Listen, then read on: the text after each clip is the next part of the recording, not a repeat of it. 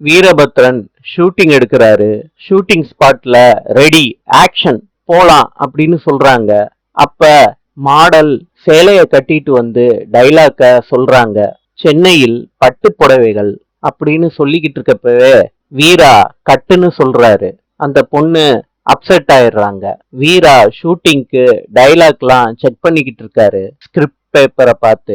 அப்ப வீராவோட அசிஸ்டன்ட் வந்து சொல்றாரு, உங்களை பாக்குறதுக்கு தேவராஜும் ஆனந்தியும் வந்திருக்காங்க சார் அப்படின்னு சொல்றாங்க. அப்ப வீரா திரும்பி பாக்குறாரு. ரெண்டு பேரும் நடந்து வந்துகிட்டு இருக்காங்க. மனசுக்குள்ள நினைக்கிறாரு, இவங்க எதுக்கு இங்க வந்தாங்க அப்படின்னு மனசுக்குள்ள நினைச்சிட்டு அவங்க கிட்ட கேக்குறாங்க என்ன விஷயம்னு. வீரா கேக்குறாங்க, ஏங்க என்னைய இங்க பார்க்க வந்திருக்கீங்க? ஆனந்தி சொல்றாங்க, என் அண்ணன் உங்ககிட்ட 10 லட்ச ரூபா வாங்கினது உண்மைதான். 5 லட்ச ரூபா பணத்தை கொடுத்துட்டு போலான்னு வந்தேன். உனக்கும் எனக்கும் வாழ்க்கையில ஒண்ணுமே இல்லைங்கிற சாட்சி தான் இந்த 5 லட்ச ரூபா. இந்தா இதுதான் உன்னோட முதல் செட்டில்மெண்ட்.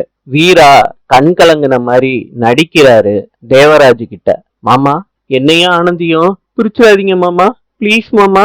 தேவராஜ் கோவத்தோட வீராவை பார்த்து சொல்றாங்க, நிறுத்துறா, உன் நாடகத்தை எல்லாம் நான் நம்ப தயாரில்லடா. இந்தா உன் பணத்தை புடின்னு தூக்கி எறிகிறாரு வீரா மூஞ்சியில. வீராவுக்கு அசிங்கமாயிருது. ஷூட்டிங்ல உள்ள அத்தனை பேரும் வீராவுக்கு நடந்தத பாக்குறாங்க. தேவராஜும் ஆனந்தியும் சொல்லிட்டு நடந்து போய்கிட்டே இருக்காங்க. நாளை சந்திப்போம்.